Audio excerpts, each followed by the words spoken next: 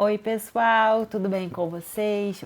Hoje nós vamos estudar a Lei 11.107, de 6 de abril de 2005, que dispõe sobre as normas gerais de contratação de consórcios públicos e da outras providências. O Presidente da República. Faço saber que o Congresso Nacional decreta e eu sanciono a seguinte lei. Artigo 1º. Esta lei dispõe sobre normas gerais para a União, os Estados, o Distrito Federal e os municípios contratarem consórcios públicos para a realização de objetivos de interesse comum e da outras providências. Parágrafo 1º.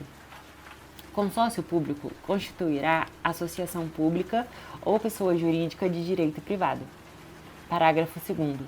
A União somente participará de consórcios públicos em que também façam parte todos os estados em cujos territórios estejam situados os municípios consorciados. Parágrafo 3º. Os consórcios públicos na área da saúde deverão obedecer aos princípios, diretrizes e normas que regulam o Sistema Único de Saúde, SUS. Parágrafo 4º. Aplicam-se aos convênios de cooperação, no que couber, as disposições desta lei relativas aos consórcios públicos. Artigo 2º. Os objetivos dos consórcios públicos serão determinados pelos entes da federação que se consorciarem, observados os limites constitucionais. Parágrafo 1º. Para o cumprimento de seus objetivos, o consórcio público poderá: inciso 1. Confirmar convênios, contratos, acordos de qualquer natureza, receber auxílios, contribuições e subvenções sociais ou econômicas de outras entidades e órgãos do governo. Inciso 2. Nos termos do contrato de consórcio de direito público, promover desapropriações e instituir servidões nos termos de declaração de utilidade ou necessidade pública ou interesse social realizada pelo poder público e, inciso 3. Ser contratado pela administração direta ou indireta dos entes da federação consorciados, dispensada a licitação. Parágrafo 2º. Os consórcios públicos poderão emitir documentos de cobrança e exercer atividades de arrecadação de tarifas e outros preços públicos pela prestação de serviços ou pelo uso ou outorga de uso de bens públicos por eles administrados ou, mediante autorização específica, pelo ente da federação consorciada. Parágrafo 3º. Os consórcios públicos poderão outorgar concessão, permissão ou autorização de obras ou serviços públicos mediante autorização prevista no contrato de consórcio público, que deverá indicar de forma específica o objeto da concessão, permissão ou autorização e as condições a que deverá atender, observada a legislação de normas gerais em vigor. Artigo 3º. O consórcio público será constituído por contrato cuja celebração dependerá de prévia subscrição de protocolo de intenções. Artigo 4º.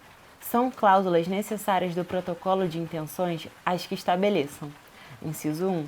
A denominação, a finalidade, o prazo de duração e a sede do consórcio. Inciso 2. A identificação dos entes da federação consorciados. Inciso 3. A indicação da área de atuação do consórcio. Inciso 4.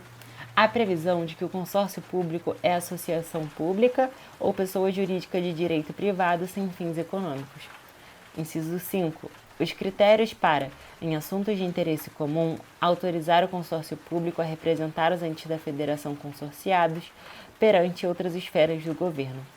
Inciso 6.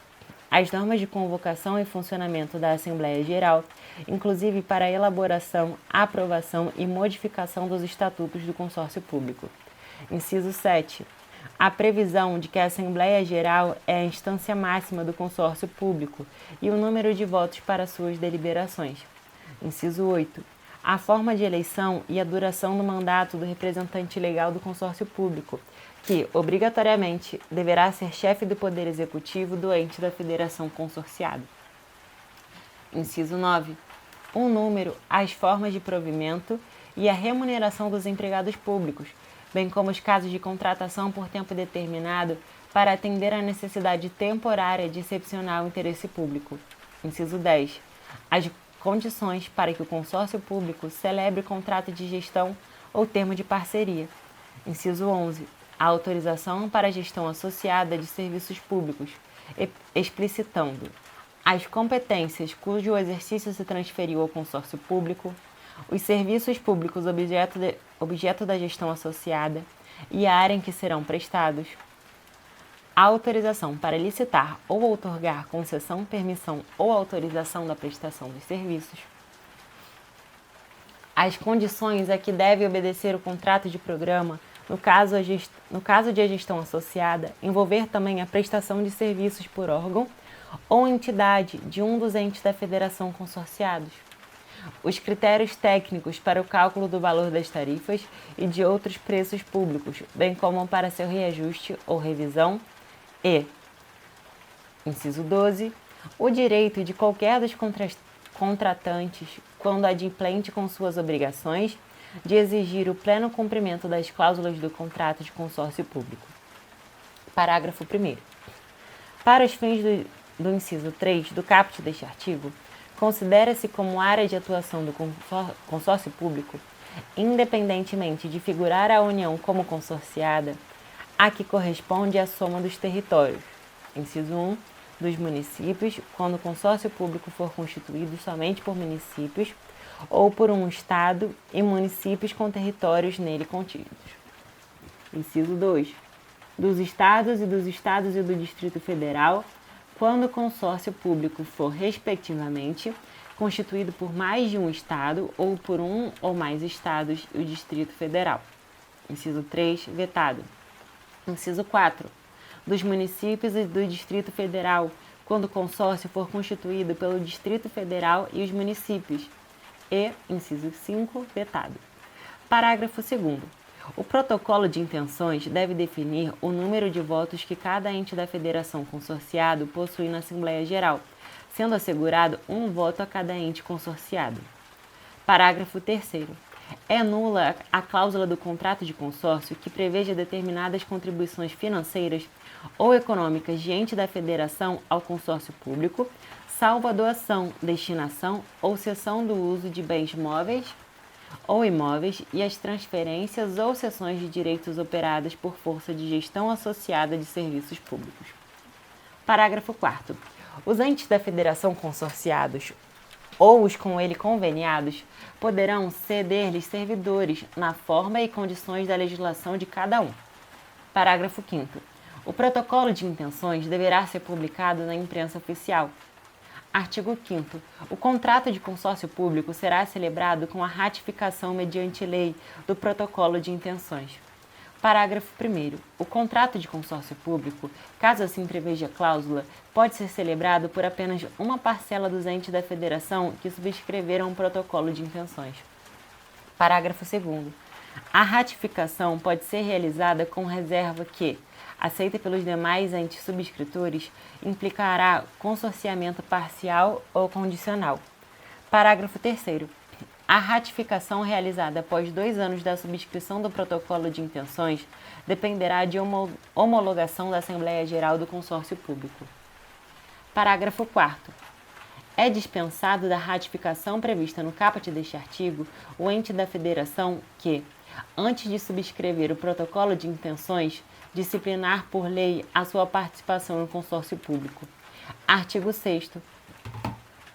O consórcio público adquirirá personalidade jurídica. Inciso 1. De direito público, no caso de constituir associação pública mediante a vigência das leis de ratificação do protocolo de intenções. Inciso 2. De direito privado, mediante o atendimento dos requisitos da legislação civil. Parágrafo 1º. O consórcio público com personalidade jurídica de direito público integra a administração indireta de todos os entes da federação consorciados. Parágrafo 2º. O consórcio público com personalidade jurídica de direito público ou privado observará as normas de direito público no que concerne à realização de licitação, a celebração de contratos, a prestação de contas e a admissão de pessoal, que será regido pela Consolidação das Leis do Trabalho, CLT, aprovada pelo Decreto-Lei nº 5.452, de 1º de maio de 1943. Artigo 17. Os estatutos disporão sobre a organização e funcionamento de cada um dos órgãos constitutivos do consórcio público. Artigo 8º. Os entes consorciados somente entregarão recursos ao consórcio público mediante contrato de rateio. Parágrafo 1º.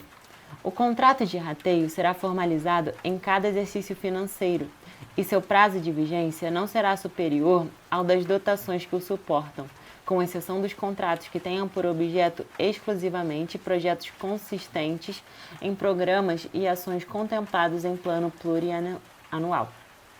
Parágrafo 2º. É vedada a aplicação dos recursos entregues por meio de contrato de rateio para o atendimento de despesas genéricas, inclusive transferências ou operações de crédito. Parágrafo 3º. Os entes consorciados, isolados ou em conjunto, bem como os consórcios públicos, são partes legítimas para exigir o cumprimento das obrigações previstas no contrato de rateio. Parágrafo 4º. Com o objetivo de permitir o atendimento dos dispositivos da Lei Complementar nº 101, de 4 de maio de 2000, o consórcio público deve fornecer as informações necessárias para que sejam consolidadas, nas contas dos entes consorciados, todas as despesas realizadas com os recursos entregues em virtude do contrato de rateio, de forma que possam ser contabilizadas nas contas de cada ente da federação, na conformidade dos elementos econômicos e das atividades ou projetos atendidos. Parágrafo 5º. Poderá ser excluído do consórcio público, após prévia suspensão, o ente consorciado que não consignar em sua lei orçamentária ou em créditos adicionais as dotações suficientes para suportar as despesas assumidas por meio de contrato de rateio. Artigo 9º. A execução das receitas e despesas do consórcio público deverá obedecer às normas de direito financeiro aplicáveis às entidades públicas. Parágrafo único. O consórcio público está sujeito à fiscalização contábil, operacional e patrimonial pelo Tribunal de Contas competente para apreciar as contas do chefe do Poder Executivo, representante legal do consórcio, inclusive quanto à legalidade, legitimidade e economicidade das despesas, atos, contratos e renúncias de receitas, sem prejuízo do controle externo a ser exercido em razão de cada um dos contratos de rateio. Artigo 10. Vetado. Parágrafo único. Os agentes públicos incumbidos da gestão de consórcio não responderão pessoalmente pelas obrigações contraídas pelo consórcio público, mas responderão pelos atos praticados em desconformidade com a lei ou com as disposições dos respectivos estatutos. Artigo 11. A retirada do ente da federação do consórcio público dependerá de ato formal de seu representante na Assembleia Geral, na forma previamente disciplinada por lei. Parágrafo 1º. Os bens destinados ao consórcio público pelo consorciado que se retira somente serão revertidos ou retrocedidos no caso de expressa previsão do contrato de consórcio público ou no instrumento de transferência ou alienação. Parágrafo 2º. A retirada ou a extinção de consórcio público ou convênio de cooperação não prejudicará as obrigações já constituídas, inclusive os contratos cuja extinção dependerá do pagamento das indenizações eventualmente devidas. Artigo 12. A extinção do contrato de consórcio público dependerá de instrumento aprovado pela Assembleia Geral, ratificado mediante lei por todos os entes consorciados. Parágrafo 2º. Até que haja decisão que indique os responsáveis por cada obrigação, os entes consorciados responderão solidariamente pelas obrigações remanescentes, garantindo o direito de regresso em face dos entes beneficiados ou os que deram causa à obrigação. Artigo 12-A. A alteração de contrato de consórcio público dependerá de instrumento aprovado pela Assembleia Geral, ratificado mediante lei pela maioria dos entes consorciados. Artigo 13. Deverão ser constituídas e reguladas por contrato de programa, como condição de sua validade, as obrigações que o ente da federação constituir para com outro ente da federação, ou para com o consórcio público no âmbito de gestão associada em que haja prestação de serviços públicos, ou a transferência total ou parcial de encargos, serviços, pessoal ou de bens necessários à continuidade dos serviços transferidos. Parágrafo 1º. O contrato de programa deverá, inciso 1, atender à legislação de concessões e permissões de serviços públicos e, especialmente no que se refere ao cálculo de tarifas e de outros preços públicos, a de regulação dos serviços a serem prestados. E, inciso 2, prever procedimentos que garantam a transparência da gestão econômica e financeira de cada serviço em relação a cada um de seus titulares. Parágrafo 2º. No caso de gestão associada a originar a transferência total ou parcial de encargos, serviços, pessoal e bens essenciais à continuidade dos serviços transferidos, o contrato de programa, sob pena de nulidade, deverá conter cláusulas que estabeleçam: inciso 1, os encargos transferidos e a responsabilidade subsidiária da entidade que os transferiu. Inciso 2, as penalidades no caso de inadimplência em relação aos encargos transferidos. Inciso 3, o momento de transferência dos serviços e os deveres relativos à sua continuidade. Inciso 4, a indicação de quem arcará com o ônus e os passivos do pessoal transferido. Inciso 5, a identificação dos bens que terão apenas a sua gestão e administração transferidas e o preço dos que sejam efetivamente alienados ao contratado. Inciso 6, o procedimento para o levantamento, cadastro e avaliação dos bens reversíveis que vierem a ser amortizados mediante receitas de tarifas ou outras emergentes da prestação dos serviços. Parágrafo 3º. É nula a cláusula de contrato de programa que atribuir ao contratado o exercício dos poderes de planejamento, regulação e fiscalização dos serviços por ele próprio prestados. Parágrafo 4º. O contrato de programa continuará vigente, mesmo quando extinto o consórcio público ou o convênio de cooperação que autorizou a gestão associada de serviços públicos. Parágrafo 5º. Mediante previsão do contrato de consórcio público ou de convênio de cooperação, o contrato de programa poderá ser celebrado por entidades de direito público ou privado que integrem a administração indireta de qualquer dos entes da federação consorciados ou conveniados. Parágrafo 6º, revogado. Parágrafo 7º. Excluem-se do previsto no caput deste artigo as obrigações cujo descumprimento não acarrete qualquer ônus, inclusive financeiro, a ente da federação ou ao consórcio público. Parágrafo 8º. Os contratos de prestação de serviços públicos de saneamento básico deverão observar o artigo 175 da Constituição Federal, vedada a formalização de novos contratos de programa para este fim. Artigo 14. A União poderá celebrar contratos com consórcios públicos com o objetivo de viabilizar a descentralização e prestação de políticas públicas em escalas adequadas. Parágrafo único. Para a celebração dos convênios de que trata o caput deste artigo, as exigências legais de regularidade aplicar-se-ão ao consórcio público envolvido e não aos entes federativos nele consorciados. Artigo 15. No que não contrariar esta lei, a organização e funcionamento dos consórcios públicos serão disciplinados pela legislação que rege as associações civis. Artigo 16. O inciso 4 do artigo 41 da Lei 10.406, de 10 de janeiro de 2002, Código Civil, passa a vigorar com a seguinte redação.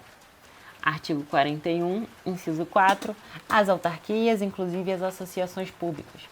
Artigo 17. Os artigos 23, 24, 26 e 112 da Lei 8.666, de 21 de junho de 1993, passam a vigorar com a seguinte redação.